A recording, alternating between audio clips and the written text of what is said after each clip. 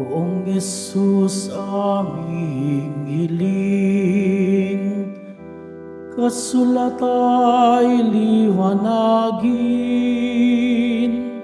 kami ngayon'y pag-alabin.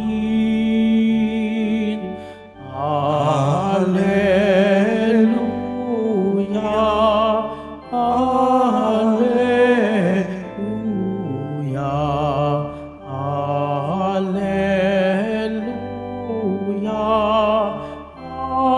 Alleluia.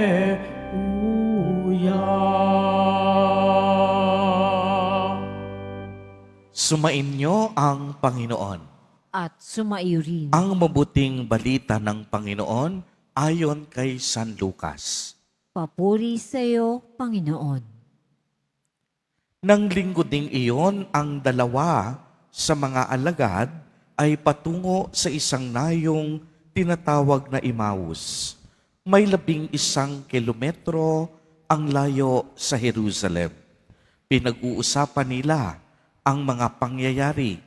Samantalang nag-uusap sila at nagtatanungan, lumapit si Jesus at nakisabay sa kanila. Siya'y nakita nila, ngunit hindi nakilala agad.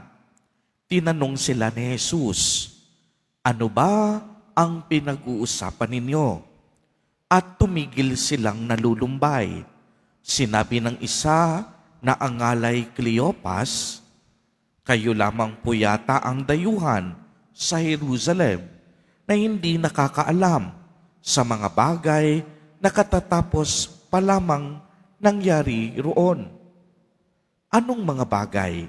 tanong niya. At sumagot sila, "Tungkol kay Jesus na taga Nazaret, isang propetang makapangyarihan sa gawa at salita, maging sa harapan ng Diyos at ng mga tao. Isinakdal siya ng aming mga pinunong saserdote at mga pinuno upang mahatulang mamatay. At siya ay ipinako sa krus. Siya pa naman ang inaasahan naming magpapalaya sa Israel. Hindi lamang iyan, 3 araw na ngayon mula nang mangyari ito, nabigla kami sa ibinalita ng ilan sa mga babaeng kasamahan namin. Maagang maaga raw silang nagpunta sa libingan at hindi nila natagpuan ang kaniyang bangkay. Nagbalik sila at sabi, nakakita raw sila ng isang pangitain, mga anghel na nagsabing buhay sa Jesus. Pumunta rin sa libingan ang ilan sa mga kasama namin at gayon nga ang natagpuan nila. Ngunit hindi nila nakita sa Jesus." Sinabi sa kanila ni Jesus, "Kay hahangal ninyo, ano't hindi ninyo mapaniwalaan ang lahat ng sinabi ng mga propeta? Hindi ba't ang Mesiyas ay kailangang magbata ng lahat ng ito bago niya kamtan ang kaniyang marangal na katayuan?" At ipinaliwanag sa kanila ni Jesus ang lahat ng nasasaad sa kasulatan tungkol sa kaniyang sarili, simula sa mga aklat ni Moises hanggang sa sinulat ng mga propeta. Malapit na sila sa nayong kanilang patutunguhan at si Jesus ay waring magpapatuloy pa ng kanyang lakad.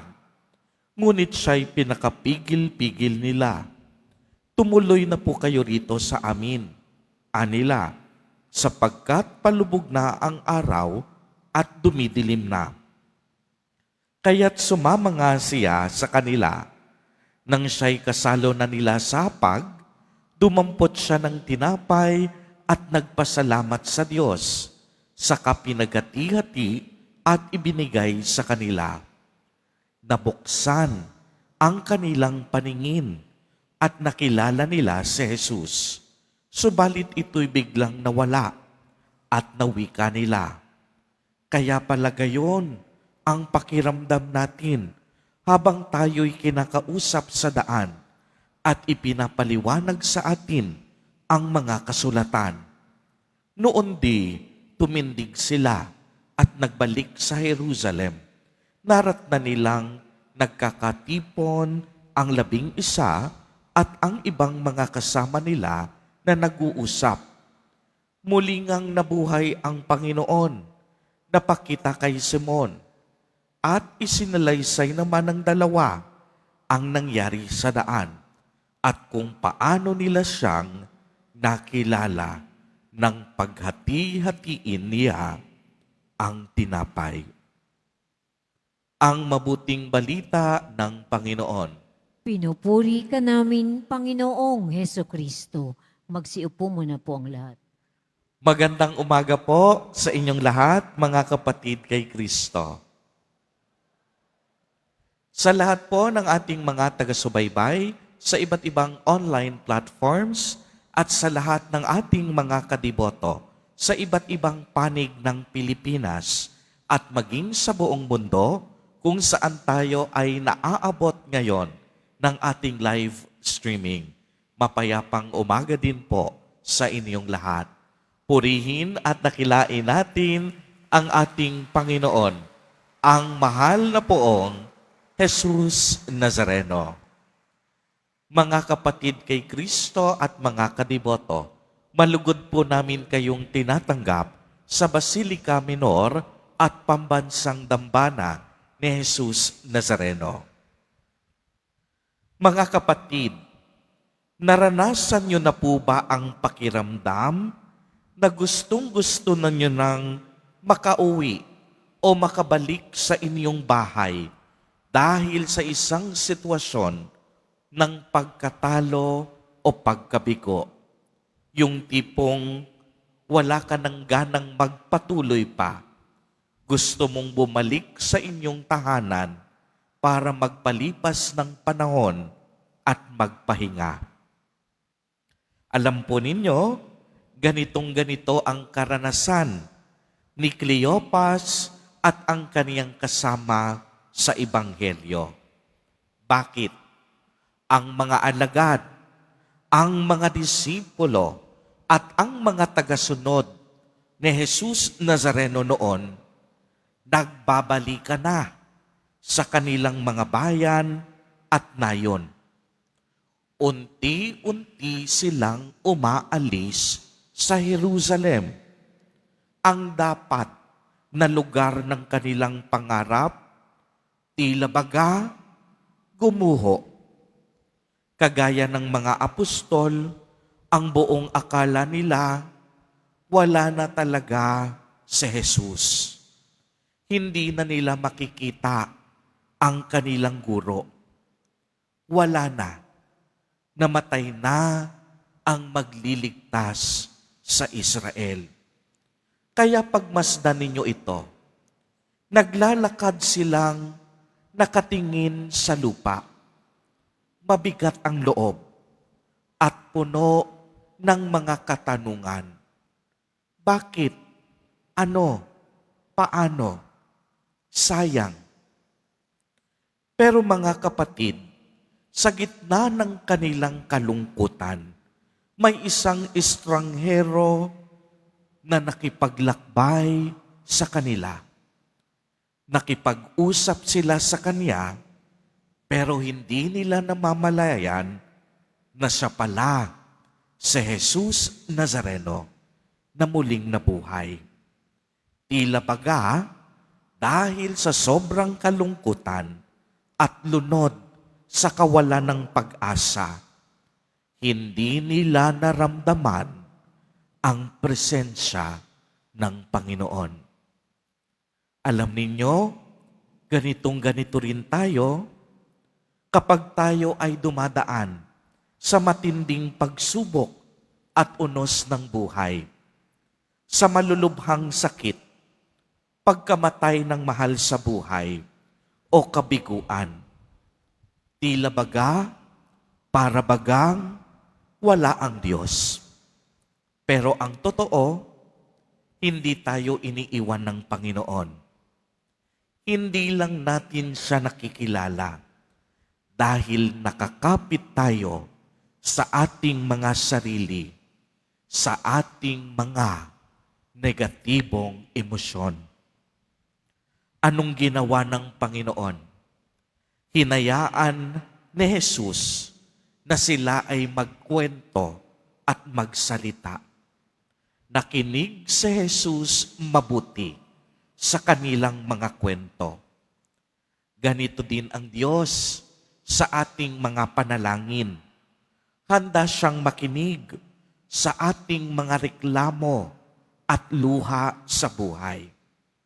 Pero mga kapatid, pagmasdan ninyong mabuti kung ano ang sumunod na nangyari sa daan sa Emmaus. Mayroong dalawang mahahalagang bahagi ang kanilang pagtatagpo. At ang pagtatagpong ito ay paglalarawan ng dalawang bahagi ng banal na Eucharistia. Unang bahagi, ang pagpapahayag ng mabuting balita. Ipinaliwanag ni Jesus Nazareno ang lahat ng nasusulat tungkol sa Kanya mula pa sa aklat ni Moises. Kaya't mismo ang dalawang alagad ang nagpatotoo. Hindi ba tila baga nag-aalab ang ating mga puso habang siya ay nagsasalita? Ibig sabihin, ang salita ng Diyos na ating ipinapahayag sa banal na bisa ang nagbibigay liwanag sa ating madilim na sitwasyon. Ikalawang bahagi, paghahati ng tinapay.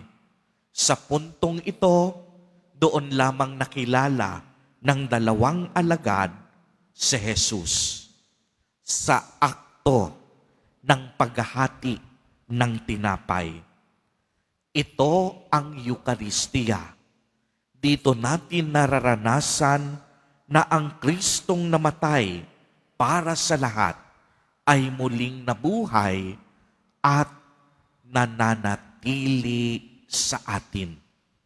Kaya ang karanasang ito, ang karanasan ng Eucharistia, ang nagbigay ng pag-asa sa dalawang alagad. Nang nakilala na nila ang Panginoon, hindi sila nanatiling nakaupo. Nagbago ang lahat sa kanila. Ang dating pusong puno ng pagkatakot, ngayon napunuan ng iba yung kalakasan. Ang dating matamlay na espiritu, ngayon napunuan ng kagalakan. Kaya't anong sinabi sa Ebanghelyo? Kahit tila bagagabi na at pagod na sila, dahil sa kanilang karanasan, bumalik ang dalawa sa Jerusalem upang ibalitang buhay si Jesus Nazareno. Buhay ang Panginoon. Tatlong mahahalagang mensahe sa araw na ito. Una, makinig tayo. Maging kaibigan tayo ng mga taong naglalakad patungong Emmaus. Yung mga taong malulungkot at nawawalan ng pag-asa. Huwag agad natin silang huhusgahan. Pakinggan natin ang kanilang istorya. Pakinggan natin ang kanilang hinagpis at pinagdadaanan. Ikalawa, magbalik loob. Kung ikaw ay kasalukuyang lumalayo sa simbahan o sa Diyos dahil sa sama ng loob, tandaan mo, hinahanap ka ng Diyos at patuloy kanyang hahanapin hanggat hindi kaniya masusumpungan. Gagawa at gagawa ng paraan ng Panginoon para muli kaniyang makapiling. Ikatlo, hanapin mo si Jesus Nazareno sa banal na Eucharistia. Ang misa ay hindi lang basta banal na obligasyon. Ito ay isang pakikipagtagpo sa muling nabuhay na Kristo na nagpapaalam sa ating mga puso. Mga kapatid, ang buhay natin sa mundo, isang paglalakbay. May mga panahong madilim at puno ng pagkatakot. Pero lagi nating tatandaan, hindi tayo naglalakad mag-isa. Kasama nating lagi si Jesus Nazareno. Para kay Kristo, wala dapat maiwan sa paglalakbay. Mamaya, sa pagtanggap natin kay Jesus Nazareno sa banal na Eucharistia, naway masabi rin natin ng may kagalakan, nakita namin ang Panginoon. Buhay si Jesus Nazareno. At sana ang ningas ng ating mga puso ay magsilbing liwanag upang makita rin ng ibang tao si Kristo, tunay na buhay sa kanilang mga buhay. Amen. Amen. Purihin at dakilain natin ang ating Panginoon, ang mahal na poong Jesus Nazareno.